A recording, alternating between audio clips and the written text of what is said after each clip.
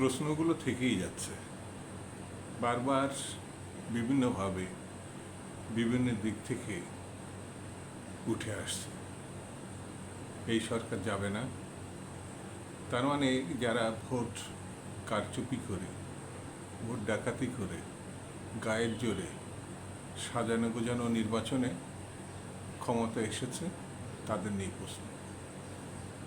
তারা কি থেকেই যাবে অতীতের 3বারের মতো?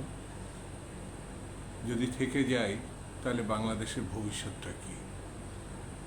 এই প্রশ্নগুলো যেভাবে সামনে আসছে, আমার মনে হয় শুধু আমার কাছে না, যারা এই সরকারের বাইরে চিন্তা করে, ভাবনা করে, রাজনীতি করে, চলাফেরা করে, লেখে, বলে, তাদের কাছে এই প্রশ্নগুলো আসছে, বারবার আসছে। বিষয়টা এরকম, এরা কি থেকেই যাবে? প্রশ্নগুলো এমন, নির্বাচনে একে সরানোর বা এদেরকে বিদায় করার কোনো অবস্থা তো দেশে নাই। মানে নির্বাচন নাই, মানুষের ভোটাধিকার নাই, ভোট দিয়ে এদেরকে সরাবে সে অবস্থাটা নাই। আন্দোলন করবেন, প্রায় 3-4 লক্ষ মানুষের গত বছরের 28শে অক্টোবর যে সমাবেশ, গায়ের জোরে প্রশাসনকে, আইনশৃঙ্খলা বাহিনীকে, গুন্ডা বাহিনীকে ব্যবহার করে তছনছ করে ফেলা হলো। একেবারে দিনের আলোয় সারা দেশবাসীর সামনে, সারা বিশ্ববাসীর সামনে তছনছ করে ফেলা হলো। মানুষ হত্যা করা হলো, কর্মী হত্যা করা হলো। জাতিসংঘ পর্যন্ত বলল কারা এই ঘটনার জন্য দায়ী। স্বাভাবিকভাবেই কেউ যদি প্রশ্ন করে এরা কিভাবে যাবে, কিভাবে এদেরকে বিদায় করবেন আপনারা? এরা তো কোনো কিছু সহ্য, ধৈর্য কোনো কিছু এরা মানছে না, তাহলে এদেরকে কিভাবে বিদায় করবে? প্রশ্ন তো থাকতেই পারে। এই সরকার শুধু ক্ষমতাকে উপভোগ করছে, মানুষের জীবন নিয়ে, মানুষের চাহিদা নিয়ে, মানুষের অভাব অভিযোগ নিয়ে তাদের কোনো তোয়াক্কা নেই। বিদ্যুতের দাম ইচ্ছা মতো বাড়াচ্ছে, পানির দাম ইচ্ছা মতো বাড়াচ্ছে, ডিজেলের দাম ইচ্ছা মতো বাড়াচ্ছে। কৃষকের ভূমিতে, জমিতে সেচ নাই, কারণ সেচের মূল্য এতটাই বেড়েছে, পানির জন্য হাহাকার। শহরে একই রকম অবস্থা। আপনি চতুর্দিকে তাকালে দেখবেন হাহাকার।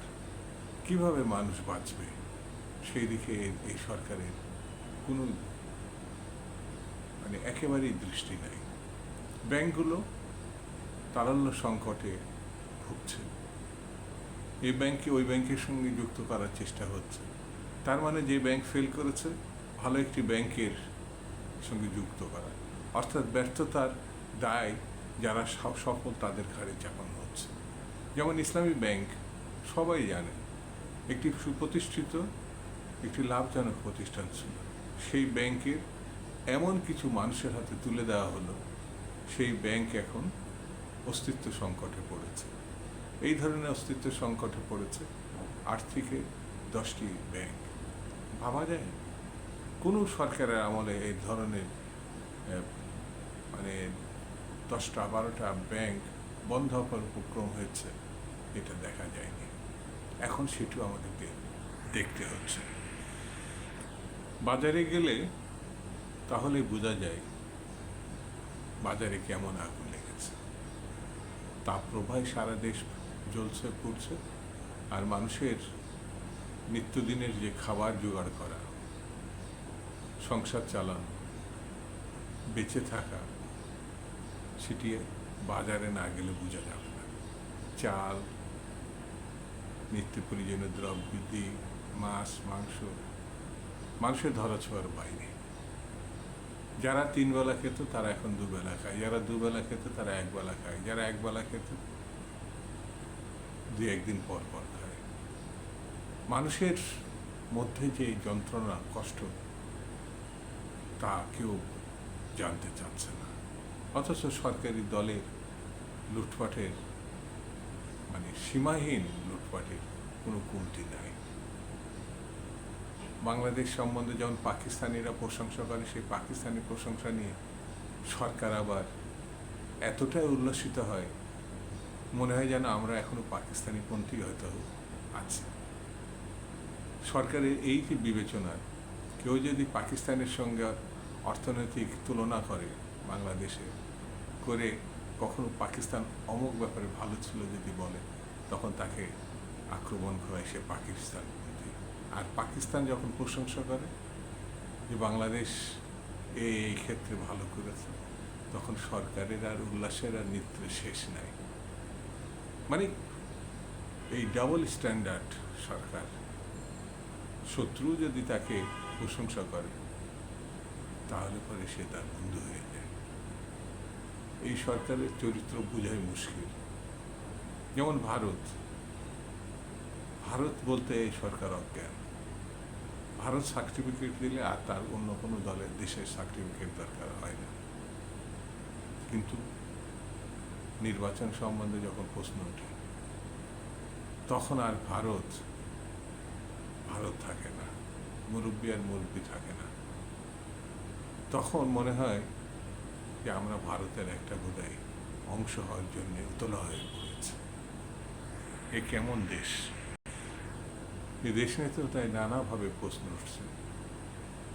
এই সরকারের এই গণতন্ত্রহীনতা, এই সন্ত্রাস, এই লুটপাটের শেষ পরিণতিটা কি? পরিণতি যে ভালো না, এটা এক কথায় বলা যায়। সেই জন্যে মানুষ